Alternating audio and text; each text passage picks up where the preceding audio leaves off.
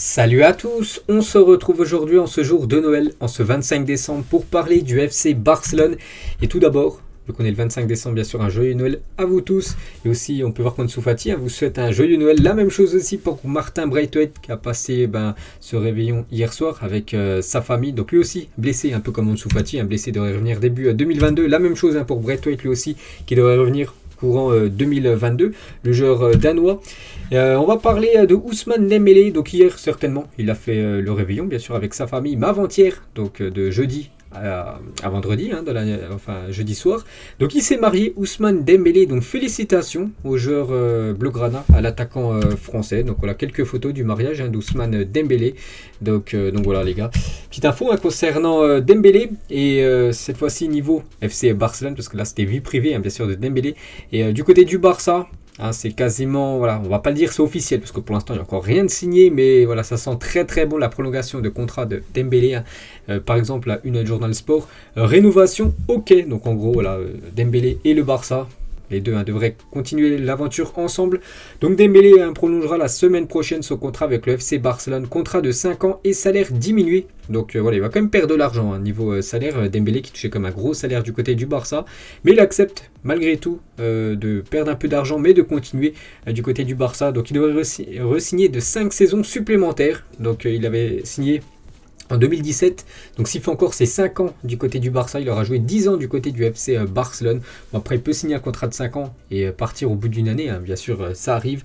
Donc voilà, on parle d'un contrat de 5 ans pour Dembélé du côté du Barça. Pourtant il a reçu comme des belles offres, voilà, des clubs qui lui auraient donné plus d'argent en salaire, dont cette équipe de Newcastle qui a approché Ousmane Dembélé il y a plusieurs semaines. Mais voilà, le joueur français lui veut pas de l'argent, parce que voilà, Newcastle c'est quand même le dernier actuellement de Première Ligue, même si offre un gros salaire, il préfère quand même le projet sportif. Bien sûr, le Barça est supérieur à l'équipe de Newcastle. Aujourd'hui, le Barça est confiant quant à la prolongation du contrat du Français dans les prochains jours, d'après Fabrizio Romano. Donc certainement peut-être au retour des fêtes, au retour de l'entraînement, là, qui va être prévu semaine prochaine, il pourrait avoir voilà, cette signature de prolongation de contrat du côté de Barcelone pour Dembélé. Concernant un autre joueur, donc c'est Ferran Torres là, qui fait les unes plutôt des journaux en Espagne ces derniers jours. Mundo Deportivo, Ferran Torres fermé, la une de Journal Sport. Signé en une, bien sûr, avec Ferran Torres. Le jeune attaquant sera le premier renfort du Barça sur le mercato d'hiver. Les Blaugrana verseront à Manchester City environ 55 millions d'euros fixes et 10 millions d'euros variables, donc en gros des bonus. Donc voilà, la présentation de Ferran Torres normalement est prévue le mardi 28 décembre, donc on est le 25, donc voilà, mardi qui arrive, normalement, j'ai bien dit normalement, parce que dans le foot, vous savez que tout peut arriver, il devrait être officiellement présenté, donc voilà, s'il est officiellement présenté au Camp Nou, donc c'est-à-dire peut-être qu'il pourrait être transféré officiellement, peut-être avant la fin du week-end, on ne sait pas les gars, donc voilà, c'est imminent comme la signature de Ferran Torres du côté du Barça. Donc je l'ai dit, 55 millions plus 10 millions d'euros de bonus. C'est quoi ces bonus? Donc les détails des bonus liés au transfert de Ferran Torres à Barcelone. Donc si le Barça gagne la Ligue des Champions et que Torres a participé à au moins 70% des matchs, le Barça devra donner 10 millions d'euros à City. Si Torres gagne le Ballon d'Or ou le Soulier d'Or, la même chose, le Barça devra donner 10 millions d'euros à City. Et si le Barça vend Torres pour plus de 100 millions d'euros, la même chose, le Barça devra donner 10 millions d'euros à City. Donc c'est pas les trois combinés, c'est pas 30 millions de bonus, c'est soit l'un soit l'autre. Donc s'il y en a un des trois qui arrive, donc voilà, le Barça devra verser ce bonus à l'équipe de Manchester City, peut-être le plus probable. Peut-être la première, voilà, le Barça gagne la Ligue des Champions et qui joue quasiment 70% des matchs, je pense, parce que Ballon d'Or, il faudrait qu'il fasse une année exceptionnelle et le vendre à plus de 100 millions d'euros, je pense pas. Donc je pense que ce serait la première option, la plus probable, bien sûr, si le Barça devait donner un bonus à City.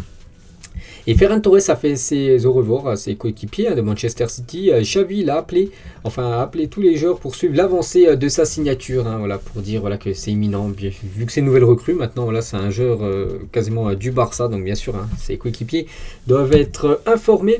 Concernant peut-être une autre recrue, c'est Cavani et Berbatov. Il a dit s'il y a une chance pour Cavani de quitter le club avec par exemple une offre de Barcelone, bien sûr il pensera à la prendre pour jouer plus, lui qui joue peu du côté de Manchester United. Et on parle voilà, du remplaçant de Kun Agüero. C'est vrai que Ferran Torres c'est plus un ailier, c'est pas un numéro 9, même si avec la sélection espagnole de temps en temps Luis Enrique le faisait jouer en 9 pour moi, il est plus, enfin, je le verrais plus en ailier. Voilà, sur pourquoi pas ailier droit. Ferran Torres est vraiment un buteur, un numéro 9. Cavani, ce serait vraiment une belle piste pour cette équipe blaugrana. Affaire à suivre. Concernant Mathys de Ligt, est une option pour le Barça si Umtiti et Coutinho quittent le club cet hiver. Donc voilà, concernant Mathys de Ligt.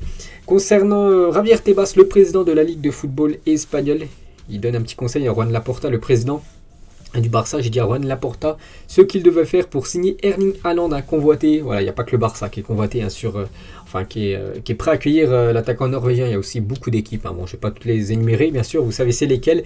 Donc voilà, Javier Tebas a quand même donné quelques conseils à Juan Laporta pour l'aider à faire signer Haaland, parce que Tebas serait pour de voir Haaland signer dans son championnat. Bien sûr, ça ramènerait plus d'argent niveau droit télé, vu que bien sûr quand les stars arrivent dans des championnats, ça amène plus d'argent niveau diffuseur télé. Bref, concernant, donc on a parlé tout à l'heure de Umtiti, juste la fois avant, voilà, que si Umtiti et Coutinho quittaient le club, et bonne nouvelle pour peut-être l'arrivée de Mathys de Ligt, parce que grosse opération de dégraissage au FC Barcelone cet hiver, donc en gros 5 joueurs sur la liste noire, donc en gros la liste des joueurs qui doivent quitter le club, le Barça ne compte plus sur eux, donc Philippe Coutinho, Umtiti, donc déjà voilà, pour ça que ça peut être bon pour Mathys de Ligt, Sergino Dest, Youssouf Demir qui est en prêt actuellement, le Barça devrait casser son prêt et retourner à Rapid Vienne, une équipe en Autriche, et Luc de Jong.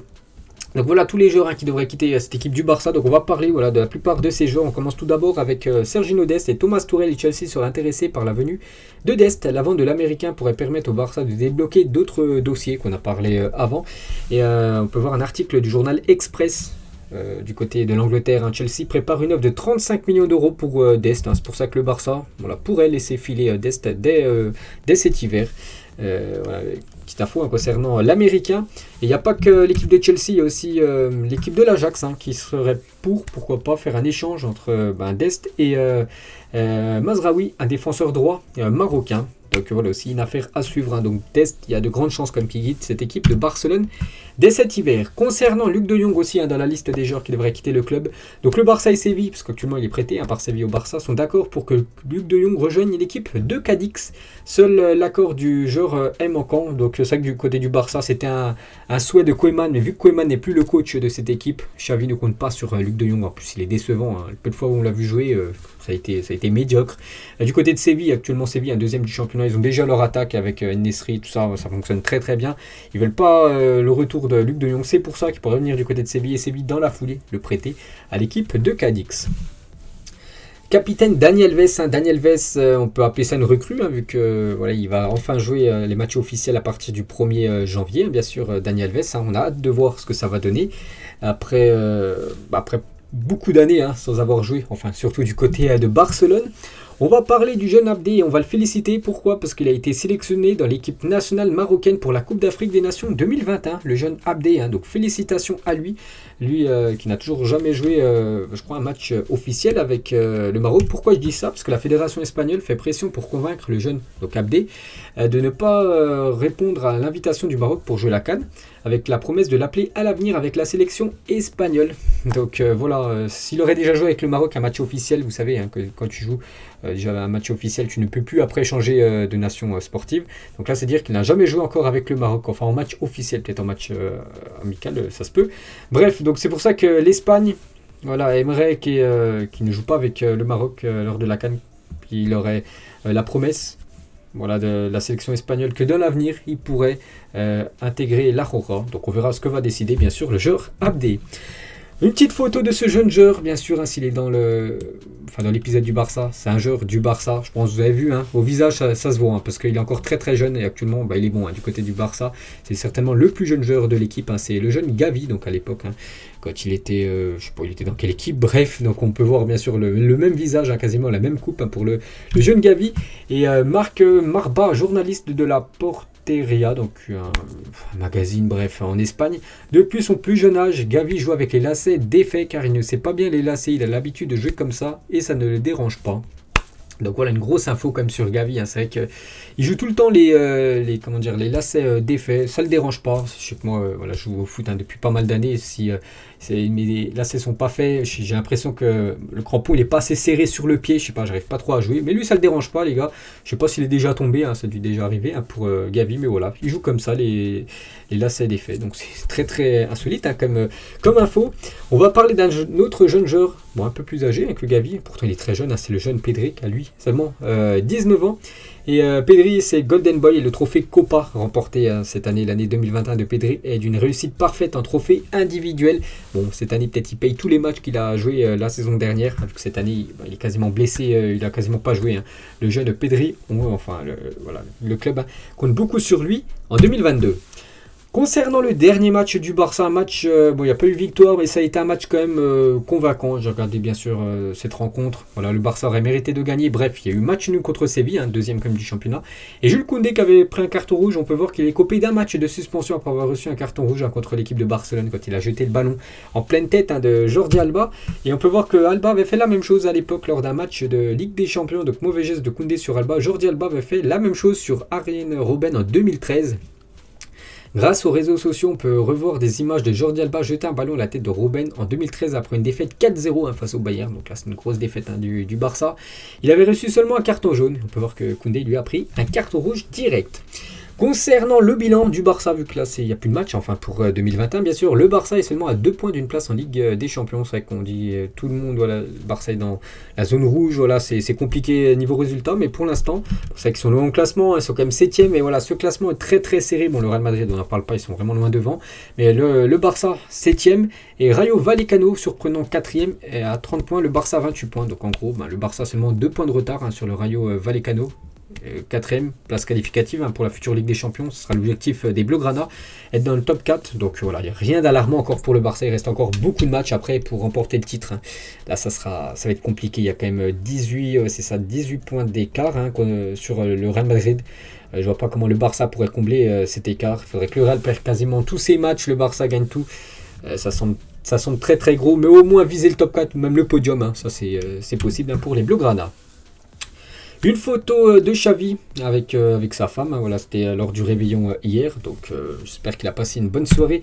L'entraîneur Blaugrana concernant des anciens coachs, enfin dans le staff du Barça à l'époque, donc Luis Enrique tout à gauche, maintenant sélectionneur de l'Espagne, José Mourinho au milieu, maintenant entraîneur de l'AS Roma, et Pep Guardiola, entraîneur actuellement hein, de Manchester City. Petite info sur Marc-André Ter Stegen, donc contre Séville, il a totalisé 300 matchs sous les couleurs du FC Barcelone. Félicitations à Ter Stegen à 300 matchs, c'est déjà un sacré cap passé hein, pour le gardien allemand.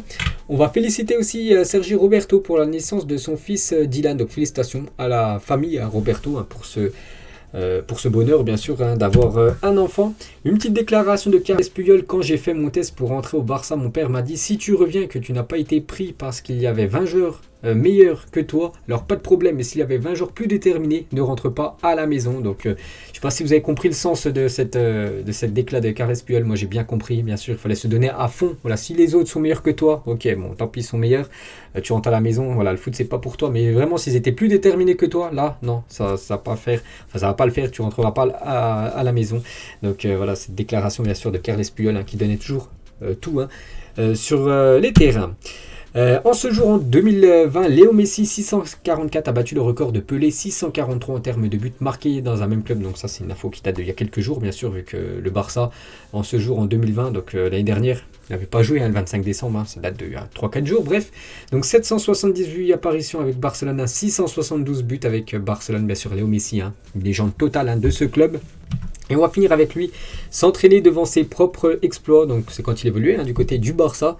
Donc il était dans la salle d'entraînement sur le tapis roulant. Et on peut voir qu'il regardait la télé, puis tout simplement il regardait un match du Barça où il marquait. Donc voilà, il s'admirait bien sûr Léo Messi. Donc voilà les gars, la fin de cet épisode hein, du FC Barcelone. On se retrouve dès demain. Cette fois-ci on parlera du Real Madrid. Ciao à tous.